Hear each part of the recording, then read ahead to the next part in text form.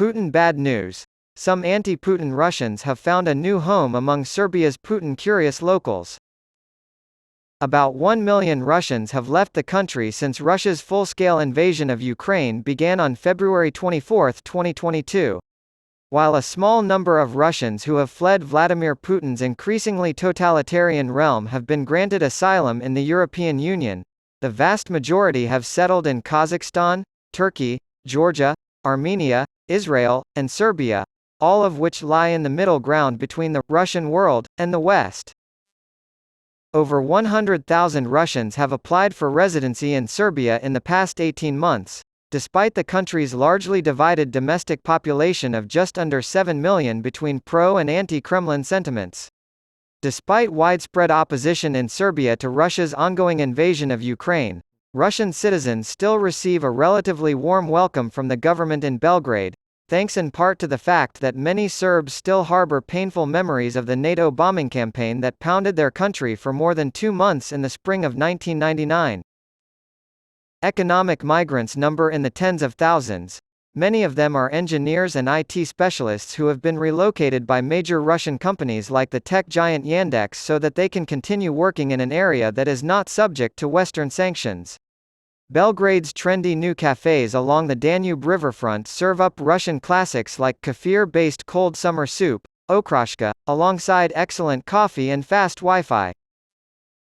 But plenty of opposition-minded Russians have begun making Serbia home, in spite of the abundance of Putin-themed T-shirts for sale at the trinkets kiosks in the park near Belgrade's medieval fortress, the monument to Tsar Nicholas II off the capital's central King Milan Street, and the occasional graffiti to be found on sidewalks and lampposts around town.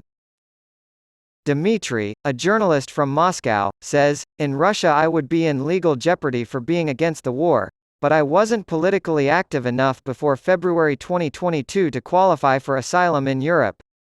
Dmitry and his wife decided to leave Russia, and after making stops in Georgia and Uzbekistan, they settled on Serbia as the most European country we could get into after we'd made the decision to leave. There is usually a hefty price tag attached to making that choice. Those working in IT whose companies made the business decision to send large numbers of employees abroad found the transition to be smooth. However, for political refugees like Dmitry, the situation is very different. To circumvent Western financial sanctions, many of them use a combination of high-commission transfer services and cryptocurrency accounts to access salaries from Russia-based companies that continue to pay them in rubles for remote work. Those who have left Russia in protest of Putin's rule have been hit harder by international sanctions than those who have stayed.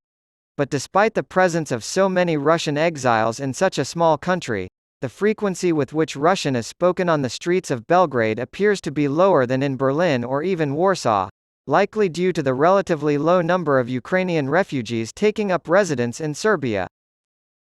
Only 4,530 Ukrainian refugees have found safe haven in Serbia and Kosovo, according to UNHCR data. Large Ukrainian communities, however, have remained in Germany, 1,087,130, and Poland, 968,390, even after hundreds of thousands of war refugees returned to relatively safe cities like Kyiv and Lviv. Ukrainians and Russians live in parallel realities, even in Serbia, Dmitry said. My attempts to meet Ukrainians in Belgrade, even to conduct brief interviews about their lives there, have been met with reluctance. They are aware of the presence of Kremlin spies within the local Russian community. We know that, too, he continued, but for us Russians, it's business as usual to have agents from the Kremlin lurking around every corner. Serbia, despite Russia's presence, has become a safe haven for a subset of Ukrainian refugees. This is the best place for mixed families, Olga, a Russian national in her 40s whose husband holds a Ukrainian passport, told Newsweek.